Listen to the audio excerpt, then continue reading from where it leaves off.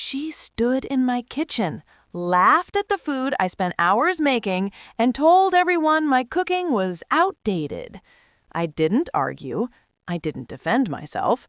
I just smiled and made one simple decision. Next holiday, she could do it herself. What happened next shut her up for good. You ever have someone walk into your life and act like everything you've been doing for years is suddenly wrong? That's what happened to me. My daughter-in-law decided my cooking, the same cooking my family loved for decades, wasn't good enough anymore.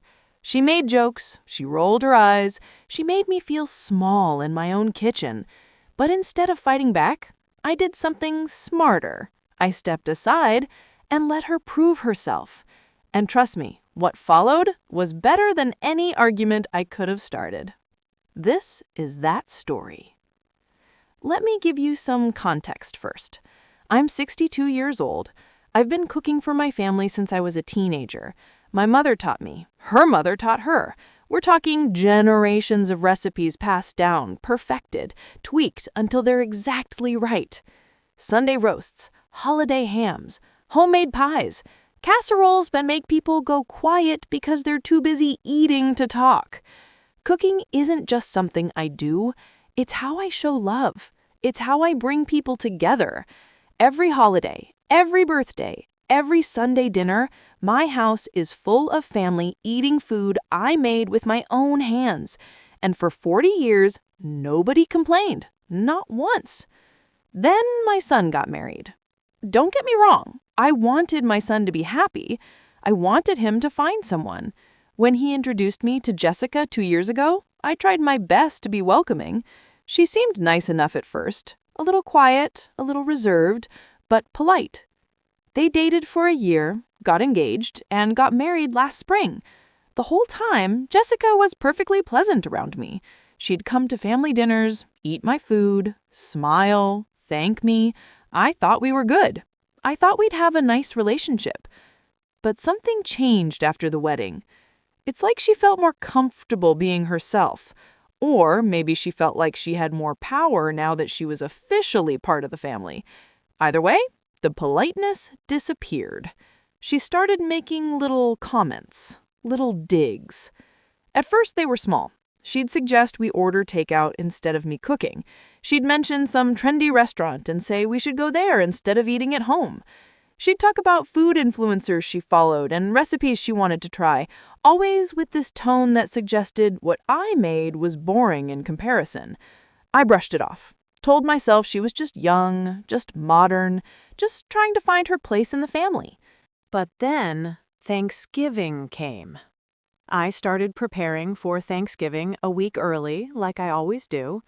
Made lists, shopped for ingredients, planned the whole menu. Turkey, stuffing, mashed potatoes, green bean casserole, sweet potato pie, dinner rolls from scratch, all the classics. My son called me a few days before and asked if Jessica could bring something. I said, of course.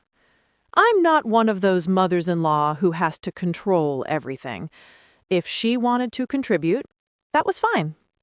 She said she'd bring a salad and some appetizers. Thanksgiving Day arrived. My house smelled incredible.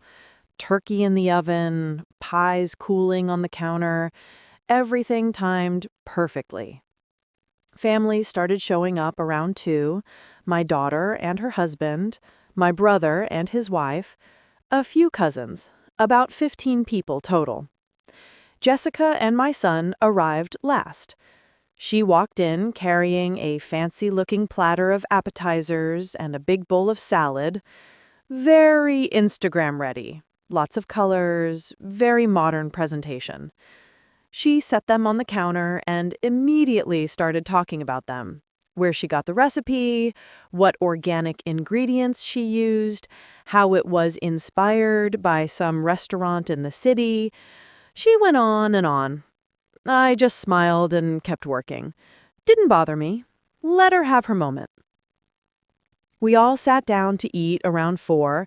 The table was packed, food everywhere. Everyone filled their plates and started eating. The room got quiet, the way it always does when the food is good. Just the sounds of forks and knives and people enjoying themselves. Then, Jessica spoke up. "You know," she said, loud enough for everyone to hear, "this is all very traditional." I looked up. "Well, yes, it's Thanksgiving. I make the same things every year." She laughed. Not a nice laugh. A condescending laugh. "Exactly. The same things. Every year. Don't you ever want to try something new? Something more modern?" The table went quiet. Awkward quiet. "I like the traditional recipes," I said calmly. "They're family favorites."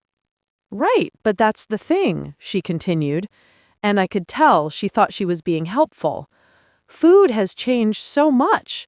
There are so many better ways to make these dishes now. Lighter, healthier, more interesting. This is all just so heavy and old-fashioned." My daughter's fork stopped halfway to her mouth. My brother shifted in his seat. Everyone was looking at Jessica, then at me, waiting to see what I'd say. "Old-fashioned," I repeated. "I don't mean it in a bad way," Jessica said quickly, though her tone said otherwise.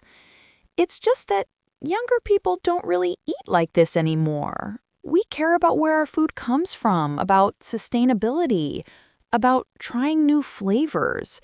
This is all just very 50s housewife, you know? 50s housewife. In front of my entire family. About food I'd been making for decades. Food my own mother taught me to make. My son, bless him, tried to jump in. "Mom's cooking is great, Jess. We love it."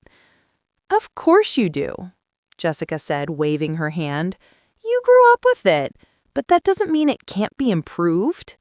I'm just saying there are more exciting ways to do Thanksgiving now, more creative ways." She said this while eating my mashed potatoes, while there was turkey on her plate, while she was sitting at my table. I could feel my face getting hot, could feel the anger rising, but I didn't let it show. Instead, I took a breath and smiled. "You might be right," I said sweetly.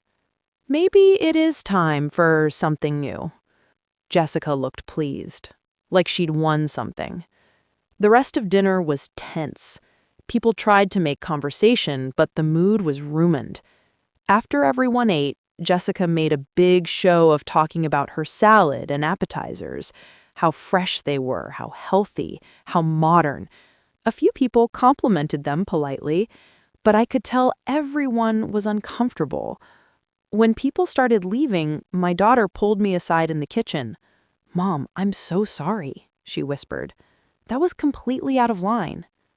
"It's fine," I said. "It's not fine. She embarrassed you in front of everyone." I said it's fine. But it wasn't fine. I was hurt, angry, humiliated. This girl who'd been in my family for less than a year had the nerve to insult my cooking in my own home, to mock traditions that meant something to me, to act like I was some clueless old woman who didn't know any better. And everyone heard it. Everyone saw it. That night, after everyone left, I cleaned my kitchen in silence, put away leftovers, washed dishes, wiped down counters. The whole time I thought about what Jessica said, about how she made me feel. And I made a decision. If my cooking was so old-fashioned, so outdated, so unimpressive, then Jessica could handle the next holiday herself. Christmas was 6 weeks away. In our family, Christmas dinner is an even bigger deal than Thanksgiving.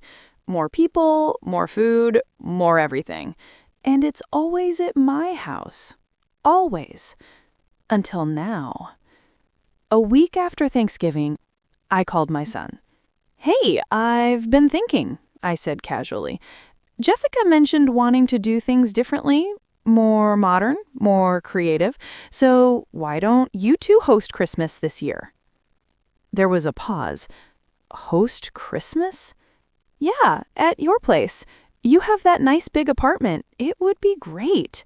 And Jessica can cook. She clearly has ideas about how things should be done. Let her show us. Mom, she didn't mean to offend you. I'm not offended. I lied. I think it's a great idea. She's right. Maybe we do need some new traditions. Let her take charge. I'll just be a guest this year. Another pause. Longer this time. Are you sure? Positive. Tell Jessica I'm excited to see what she comes up with. I could hear the hesitation in his voice, but he agreed. Probably because he felt guilty about what Jessica said, probably because he didn't want to argue with his mother. I hung up, feeling lighter already. The next day, Jessica called me. She was trying to sound excited, but I could hear the nervousness underneath. So, your son told me about Christmas. You really want us to host? Absolutely, I said warmly. You had such good points about modern cooking. I think it's time someone else took over. You're going to do amazing. Oh, well, thank you. I have so many ideas. I'm sure you do. How many people should I tell to expect? How many usually come? Around 20. Sometimes 25 if everyone brings their kids. 25 people? Give or take, but you'll be fine. You're so creative, so modern. I can't wait to see what you make. Right. Yeah, it'll be great. We hung up. I smiled to myself. Over the next few weeks, I heard through my son that Jessica was stressed. Really stressed. She'd never cooked for more than 4 or 5 people at once, never planned a holiday meal, never dealt with the timing and coordination that goes into feeding a crowd. But she didn't back out. Pride wouldn't let her. My daughter called me 2 weeks before Christmas. Mom, Jessica is freaking out. She's called me 3 times asking for advice. That's nice that she's asking for help. She asked if I thought she should just have it catered. That would defeat the purpose, wouldn't it? Mom. What? She wanted to show us all how much better modern cooking is. Let her do it. My daughter sighed. You're enjoying this. Maybe I was. Just a little. Christmas morning, I woke up feeling strange. For the first time in 40 years, I wasn't cooking a holiday meal, wasn't timing dishes, wasn't coordinating everything. I just got dressed, wrapped some gifts, and waited. My son called around 10. Hey, what time should we expect everyone? Jessica said dinner at 3, right? So people will probably start arriving around 2? Yeah, about that. She's kind of panicking. Nothing's going as planned. I'm sure it'll be fine. The turkey's still frozen. She forgot to thaw it. I bit my lip to keep from laughing. That's okay. She can quick thaw it in cold water. It'll just take a few hours. She has 3 hours. Then she better get started. He groaned. Mom, can you please come early and help her? Honey, this is her dinner, her chance to do things her way. I don't want to interfere. Please. I'll be there at 2 with everyone else. I hung up before he could argue. My daughter picked me up at 1:30. We arrived at my son's apartment at 2 on the dot. So did everyone else. The whole family showed up together, carrying gifts and side dishes and wine. We walked in and immediately knew something was wrong. The apartment smelled like smoke.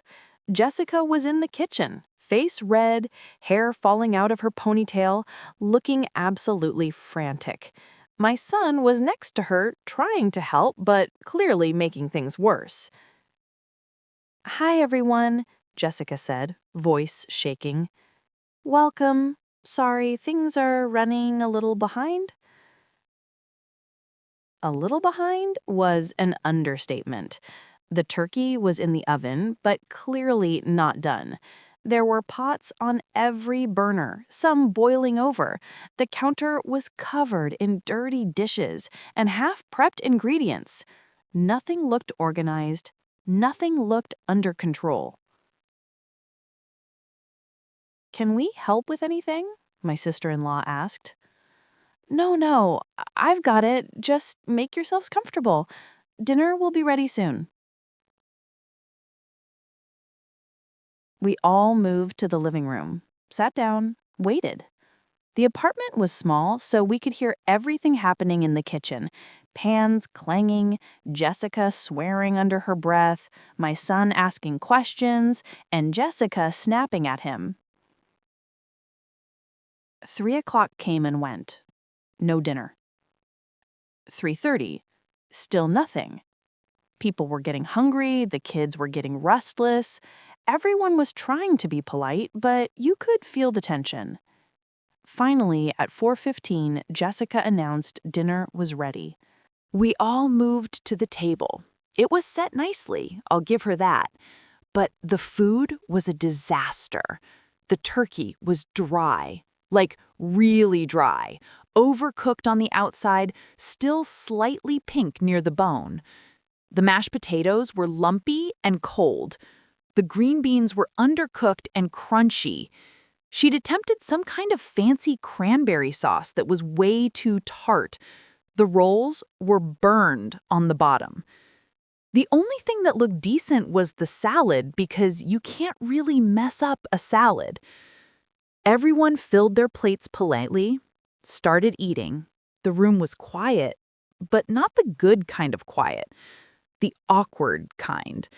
The kind where people are trying to figure out what to say. My brother took a bite of turkey and had to chew for a long time. My daughter pushed the green beans around her plate. The kids wouldn't touch anything except the rolls, and even those they left half-eaten. Jessica sat at the head of the table watching everyone. You could see reality hitting her. Could see her realizing how bad the food was. Could see her pride crumbling. "Is everything okay?" she asked quietly. "It's great," my son said, but even he couldn't hide the disappointment in his voice. "It's not great," Jessica said, tears in her eyes. "It's terrible. Everything's terrible." Nobody argued. Jessica put her fork down, covered her face with her hands, started crying right there at the table. "I'm sorry," she said through her tears. "I ruined Christmas. I ruined everything." My son put his arm around her. "You didn't ruin anything." "Yes, I did. The turkey's dry. The potatoes are lumpy. Everything is either burned or undercooked. This is a disaster." She looked at me, really looked at me, with tears streaming down her face and complete defeat in her eyes. "You tried to warn me, didn't you? When you offered to help, when you said you'd be excited to see what I came up with, you knew I couldn't do this." I didn't say anything, just waited. She continued, "I was so stupid, so arrogant. I thought cooking for a crowd would be easy. I thought I could just follow some recipes online and it would turn out great. But it's not that simple. There's timing and coordination and knowing how much of everything to make, and I didn't know any of it." She looked at me again. "And I'm so sorry for what I said at Thanksgiving, about your cooking being old-fashioned, about it being outdated. That was cruel and disrespectful and completely wrong. Your cooking is amazing. It's what holds this family together. And I was too proud and too stupid to see that. The room was completely silent now, everyone watching this moment unfold. Jessica wiped her eyes. "Could you teach me?" she asked quietly. "Your recipes? How you do it? How you make it all work? I want to learn. I want to be able to do this for our family someday. The right way. Your way." And there it was. The apology I'd been waiting for. The humility. The genuine remorse. I could have been petty. Could have said I told you so. Could have made her feel worse. But looking at her, sitting there, crying, genuinely sorry, I couldn't do it. Because at the end of the day, she was family. She was my son's wife, and she was trying. I stood up, walked over to her, put my hand on her shoulder. "Of course I'll teach you," I said gently. She looked up at me with grateful, teary eyes. "But first," I continued, "let's save Christmas dinner." I turned to the family. "Okay, everyone, change of plans. We're ordering pizza for now because these kids are starving. But while we wait, Jessica and I are going to work on dessert and some sides we can actually eat." My daughter immediately pulled out her phone to order pizza. My brother started clearing the table. Everyone jumped into action, grateful to have something to do. I went into the kitchen. Jessica followed. We stood there looking at the mess. First lesson: always thaw your turkey at least 3 days in advance. She laughed. A real laugh this time, not a mocking one. Noted. Second lesson: prep everything the day before. Chop vegetables, make casseroles, get as much done as possible so you're not scrambling. I tried to do everything today. I thought I had time. Nobody has that much time, trust me. We spent the next hour working together. I showed her how to make a quick cranberry sauce that wasn't too tart. We salvaged the potatoes by reheating them with butter and cream. We threw together a simple vegetable dish that actually tasted good. While we worked, we talked. Really talked. She told me about growing up with parents who didn't cook much, who ordered takeout most nights. She never learned the basics, never understood how much work goes into a real meal. She said she felt intimidated by me, by how effortlessly I seemed to cook, by how much the family loved my food. She thought if she criticized it, she'd feel less inadequate. I told her I understood. Told her I felt intimidated by my own mother-in-law when I first got married. Told her it takes time to learn, to build confidence, but that she had to be willing to learn instead of pretending she already knew. By the time the pizza arrived, we'd created a small spread of decent food. Nothing fancy, nothing Instagram-worthy, but edible, tasty even. We brought it out to the family. Everyone was halfway through their pizza. The kids were happy. The mood had lifted. We added our dishes to the table as sides. And you know what? It turned into a good Christmas. Not the Christmas I usually hosted. Not the perfect, coordinated meal with everything timed perfectly, but good in its own way. We ate pizza and salvaged sides. We laughed about the frozen turkey. We told stories. The kids played with their new toys. It felt like family. Before everyone left, Jessica pulled me aside. "Thank you," she said, "for not making me feel worse than I already did, for helping me, for being kind when you had every right to be petty." "We're family," I said simply. "That's what we do. Can we set up a time for you to teach me? I'm serious about learning.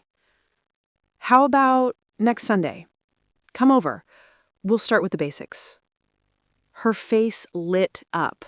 "Really?" "Really." That next Sunday, Jessica showed up at my house with a notebook and pen, ready to learn. I started with simple things: how to roast a chicken, how to make gravy from scratch, how to properly cook vegetables so they're not mushy or too crunchy. She took notes on everything, asked questions, paid attention. She wasn't the same girl who mocked my cooking at Thanksgiving. She was humble, eager, respectful. And something unexpected happened. We started bonding. Not just over cooking, but over everything. We'd talk while we worked about her job, her marriage to my son, her own mother, who she had a complicated relationship with, her fears about having kids someday and not knowing how to be a good mom. I listened, shared my own experiences, my own fears when I was her age. We connected in a way we never had before. This became a regular thing.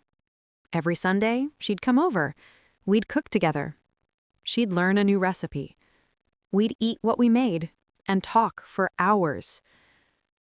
My son told me Jessica looked forward to it all week, that she'd talk about what we cooked, what I taught her, what we talked about.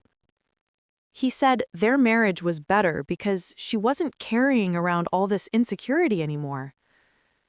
And honestly, I enjoyed it too. I'd spent years teaching my own daughter to cook, but my daughter never loved it the way Jessica was starting to. Jessica was genuinely interested, genuinely wanted to master this skill. She started cooking more at home, would text me pictures of meals she made, ask for advice, tell me when something turned out well or when she messed up. A few months in, she made Sunday dinner for my son and his siblings. Nothing fancy, just roast chicken, roasted vegetables, and mashed potatoes. But it was good, really good. Everyone complimented her. She beamed with pride. After dinner, she pulled me aside again. "I get it now," she said. "Why you love cooking so much. It's not just about the food. It's about taking care of people, showing love, bringing everyone together." Exactly. "I'm sorry I didn't understand that before. I'm sorry I made you feel bad about something so meaningful." You've more than made up for it. And she had. Looking back, that disastrous Christmas dinner was the best thing that could have happened to our relationship. If I'd just confronted Jessica at Thanksgiving, we probably would have fought. She would have gotten defensive, I would have gotten angry, the rift between us would have grown. But by stepping back and letting her fail, I gave her a chance to learn a real lesson, not from my words, but from her own experience. She had to feel the stress of planning a big meal, had to experience the failure of not knowing what she was doing, had to humble herself in front of the whole family. That's what made the difference. She didn't change because I told her to. She changed because she chose to. Because she realized on her own that she'd been wrong. That traditions exist for a reason. That skills passed down through generations have value. That respect needs to be earned, not demanded. And on my end, I learned something too. I learned that my daughter-in-law wasn't a bad person. She was just young, insecure, trying to find her place in a family that already had established dynamics. She felt like an outsider and reacted by criticizing instead of learning. Once I understood that, once I gave her a path to belong instead of just judging her, everything changed. Now she's not just my daughter-in-law. She's someone I genuinely care about, someone I enjoy spending time with, someone I'm proud to teach and watch grow. This story isn't just about cooking or holidays or family drama. It's about something bigger. It's about respecting the people who came before you, about understanding that traditions exist because they work, because they bring people together, because they carry meaning. In today's world, there's this push to constantly update everything, to make everything modern and trendy and new. And sometimes that's good. Progress is important. But we can't throw away everything old just because it's old. We can't dismiss the wisdom of previous generations just because they did things differently. My recipes aren't just food. They're history. They're connection. They're love made tangible. When Jessica mocked them, she wasn't just insulting my cooking. She was dismissing decades of care and effort and tradition. And she had to learn that the hard way. But here's the thing. Once she learned it, once she understood it, she didn't just accept it. She embraced it. She wanted to be part of it. She wanted to carry it forward.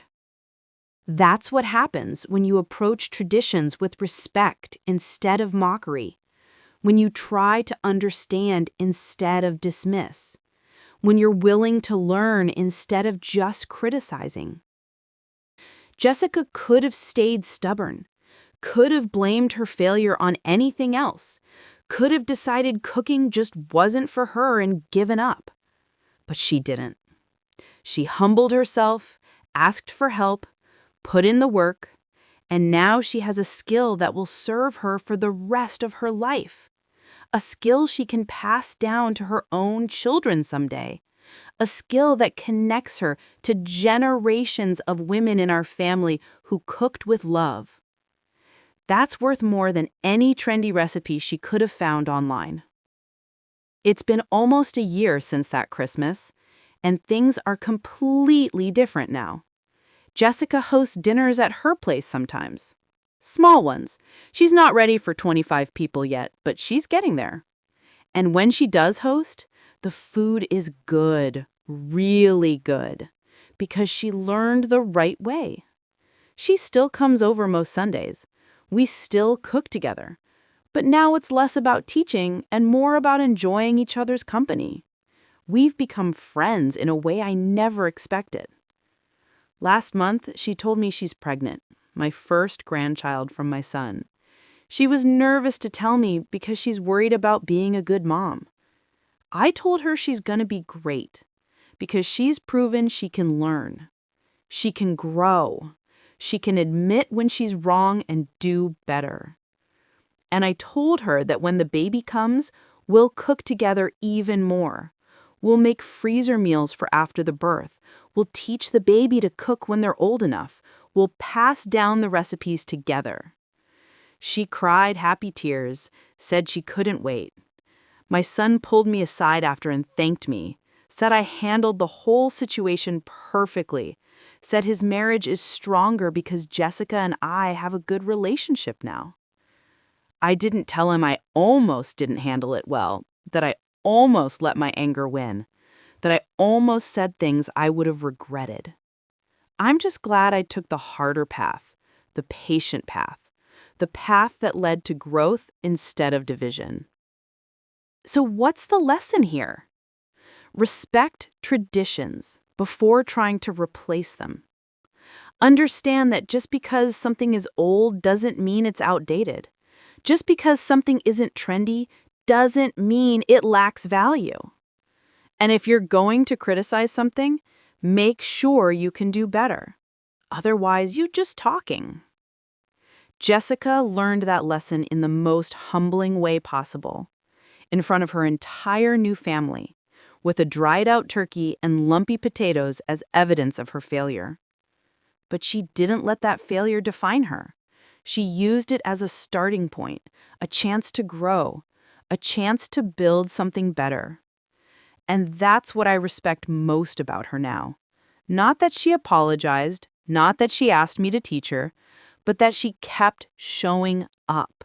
Week after week, learning, trying, getting better. That takes courage. That takes humility. That takes character. And it transformed our relationship completely. If you're in a situation where you feel tempted to mock something someone else does, think about why you're doing it. Are you genuinely trying to help, or are you just feeling insecure? If you're feeling criticized or disrespected, think about how you respond. Can you use the situation to teach instead of just getting revenge? Can you turn it into an opportunity for growth? That's what I did, and it worked out better than any argument ever could have. My kitchen is still the heart of our family, but now Jessica's kitchen is starting to become that too. And someday, when my grandchild grows up, maybe their kitchen will be the same. That's how traditions survive. Not by force, not by refusing to change, but by teaching the next generation why they matter, by showing them the value, by inviting them to be part of it. Jessica didn't replace my traditions. She joined them. And that's made all the difference. Subscribe if you loved this story.